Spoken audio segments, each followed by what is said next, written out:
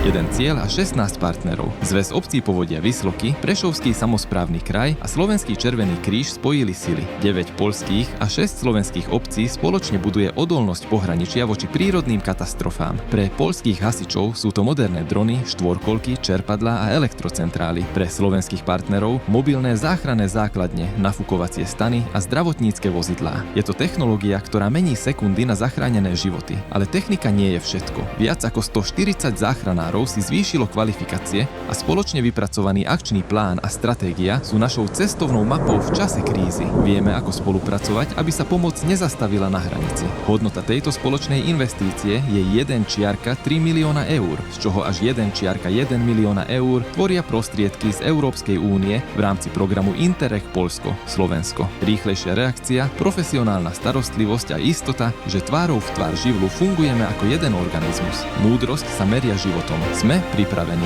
spolu.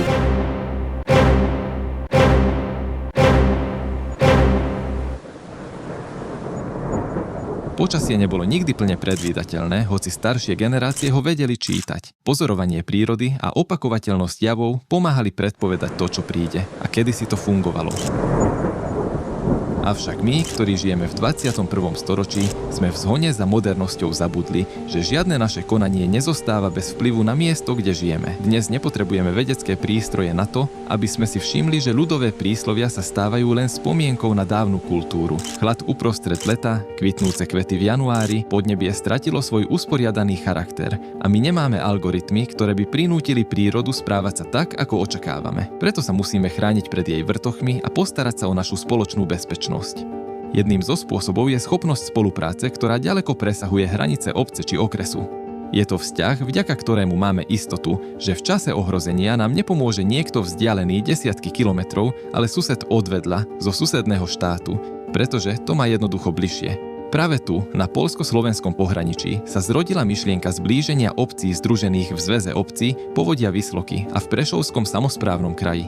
Roky sa prelínajúce kultúry a pocit zodpovednosti za spoločnú zem vyústili do projektu zameraného na prípravu na zmenu klímy a prevenciu rizík vyplývajúcich z environmentálnych hrozieb, prírodných katastrof a katastrof prírodného charakteru na území poľských a slovenských obcí. Zahraničná spolupráca je obrovský potenciál, pretože každá krajina si musí uvedomiť, že prihraničie nie je periféria, ale je to vstupná brána. To znamená, že čím viac sa bude podporovať z hľadiska národných štátov Európskej únie cezhraničná spolupráca, o to viac investícií s pridanou hodnotou sa privezie práve do regiónov, kde existujú ľudia, ktorí majú rovnakú túžbu po kvalitnom živote, majú rovnakú kultúru a neexistujú žiadne jazykové bariéry. Oficiálne dokumenty hovoria o cezhraničnej spolupráci na zvýšenie odolnosti voči prírodným katastrofám v rámci programu Interreg Poľsko Slovensko 2021 až 2027. V úradnom jazyku je to adaptácia na zmenu klímy. V reálnom živote to znamená jediné – byť pripravený na nebezpečenstvo vyplývajúce z vrtochov prírody. W XXI wieku mamy narzędzia, by skutecznie stawiać czoła przeciwnościom. Naszym celem było wyposażenie polskich i słowackich służb ratowniczych w oręż, dzięki któremu ich praca na pierwszej linii stanie się bezpieczniejsza i skuteczniejsza. Zmiany klimatu nie poczekają na nasze przygotowania, one już są. Dlatego nasza współpraca ze Słowacją wyszła poza ramy dokumentów, stając się realnym wsparciem. Postawiliśmy na nowoczesne technologie, bo to one w rękach wyszkolonego ratownika skracają czas reakcji i minimalizują skutki katastrof. Przekazany sprzęt pozwoli nam skutecznie walczyć o życie i imienie mieszkańców, niezależnie od warunków i od tego, po której stronie granicy potrzebna będzie pomoc. Nie je to technika stojaca v garážach, ktorá dáva obyvateľom istotu. Tu buduje až zručnosť pri jej využívaní. Skutočná skúška modernosti sa odohrala počas cvičení v Zborove, Nižnej Polianke a Ujazde. Práve tam, v náročných podmienkach a pod tlakom času, prešli tieto moderné nástroje svojou najdôležitejšou praktickou skúškou. Vysokovýkonné čerpadlá a elektrocentrály neboli len položkami v projekte, ale stali sa prostriedkami v boji so živlami. Technológia však znamená aj boj o každú sekundu života tam, kde sa končí využitie ťažkej techniky a začína sa zdravotná záchranná služba. Počas akcie sa ukázala mobilita Slovenského Červeného kríža ako kľúčová. Moderné vozidlá a logistické automobily umožnili bleskovo vytvoriť záchranné zázemie na na akomkoľvek mieste a nafukovacie stany s kompletným vybavením sa stali bezpečnými zdravotníckymi bodmi v samom centre udalostí. Moderné zdravotnícke súpravy a defibrilátory AED dokázali, že profesionálna pomoc sa teraz dostane všade. Dynamické akcie s použitím štvorkoliek ukázali, že pre záchranára so zdravotníckym batohom už neexistujú nedostupné miesta. Využitie dronov s termokamerami, ktoré je cenené na celom svete, tu našlo svoj konkrétny cieľ. Bleskovú lokalizáciu ohrození a hľadanie nezvestných. Tento technologický digitálny zrak v kombinácii s okamžitou zdravotnou pomocou zabezpečuje, že záchranári už nie sú v bezvýchodiskovej situácii. Šanca na záchranu človeka sa mnohonásobne zvyšuje, pretože vďaka zručnosti pri obsluhe tohto vybavenia pracuje každá sekunda w prospech postihnutých. W zarządzaniu kryzysowym technologia to nasze oczy i mięśnie, ale mózgiem całej operacji zawsze pozostaje człowiek inny. Zasadniczą ideą projektu było stworzenie systemu, który oba te elementy spowodują, że one działają jak jeden wspólny organizm. Ćwiczenia i manewry realizowane w ramach tego projektu Polska-Słowacja pokazały, że wspólne ćwiczenia, sąsiedzkie ćwiczenia, które miały wydźwięk nie tylko dla gmin powiatu jesielskiego, ale naszych sąsiadów za naszej południowej granicy, pokazały, jak ważne są działania, kiedy możemy liczyć na dodatkowe wsparcie podczas działań kryzysowych. Myślimy jednak o bezpieczeństwie długofalowo. Inwestujemy w młodzieżowe drużyny pożarnicze, bo to one są naszą naturalną wymianą kadr. To podczas takich wydarzeń jak czerwcowe spotkanie z młodzieżą rodzi się odpowiedzialność, która pozwoli tym właśnie młodym ludziom przejąć od nas ten nowoczesny sprzęt i oręż, aby dalej stać na straży naszego regionu. Skutočná odolnosť voči vrtochom klímy sa nezačína nákupom motorového čerpadla, ale pochopením toho, aký krehký je svet, v ktorom žijeme. Úspešná záchranná činnosť je predovšetkým o zvládnutí chaosu, preto sa projekt zameral na včasné vzdelávanie, budovanie základov, ktoré prežijú každú búrku.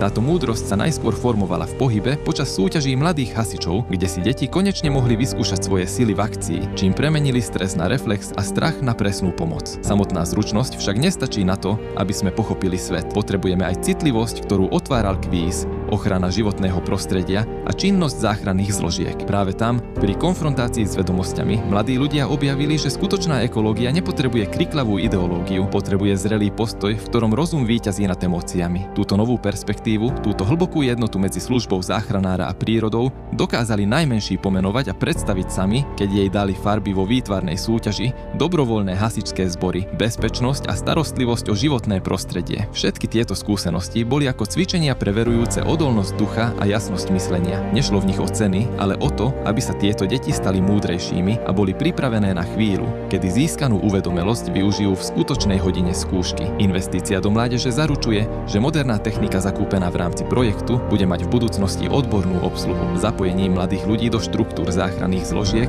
zabezpečujeme prirodzenú výmenu generácií a kontinuitu práce zložiek. Aby však táto štafeta mala silnú oporu, dnešní lídri musia nastavovať najvyššie štandardy profesionality. Preto boli kľúčovým prvkom projektu certifikované školenia. Takmer 140 záchranárov z Poľska a Slovenska absolvovalo prísne kurzy poskytovania kvalifikovanej prvej pomoci, ukončené štátnymi skúškami. Takto vysoko nastavená latka zaručuje, že v krízovej situácii bude každý záchranár konať v súlade s postupmi a efektívne využije každú sekundu na záchranu ľudského života. Táto dôkladná zdravotná príprava má dnes podporu v technológii, ktorá umožňuje záchranárom vidieť viac a konať rýchlejšie. Plné využitie modernej techniky si vyžadovalo získanie nových technických zručností. Školenia zamerané na obsluhu dronov boli zavedené s cieľom umožniť okamžitý prieskum terénu zo vzduchu, čo priamo urýchľuje rozhodovanie počas zásahu na zemi. Workshopy o obsluhe defibrilátorov AED a poskytovaní prvej pomoci tento proces završili. Projekt Współpraca Transgraniczna to już kolejny projekt realizowany z Interregu, czyli z pieniędzy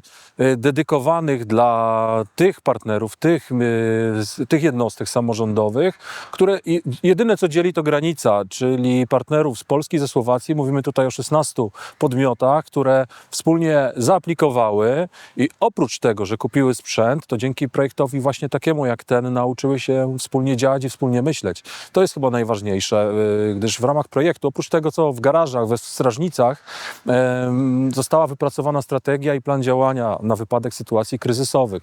Dzięki projektowi takiemu jak ten mogliśmy się nawzajem poznać, mogliśmy stworzyć procedury, dzięki czemu będziemy mogli skuteczniej przeciwdziałać wszystkim tym zagrożeniom, które stoją przed nami, które generuje przed nami zmieniający się świat. Keď opadne prach z manévrov a moderné vozidlá a štvorkolky sa vrátia do gáraží, zostane to najcennejšie. Sieť medziľudských vzťahov. Úspech tohto projektu sa meria nielen počtom odovzdaných dronov alebo certifikátov prvej pomoci, ale aj pocitom bezpečia obyvateľov povodia Visloky a Prešovského kraja. Účasť na projekte poskytla ľuďom nástroje, no predovšetkým im dala vieru, že nie sú sami.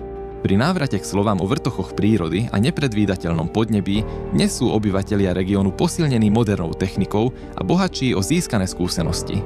Účasťou v projekte dokázali, že múdrosť sa meria životom a hlúposť iba počtom obetí, ktorých mená si nikto nechce pamätať, ako aj pripravenosťou pomáhať.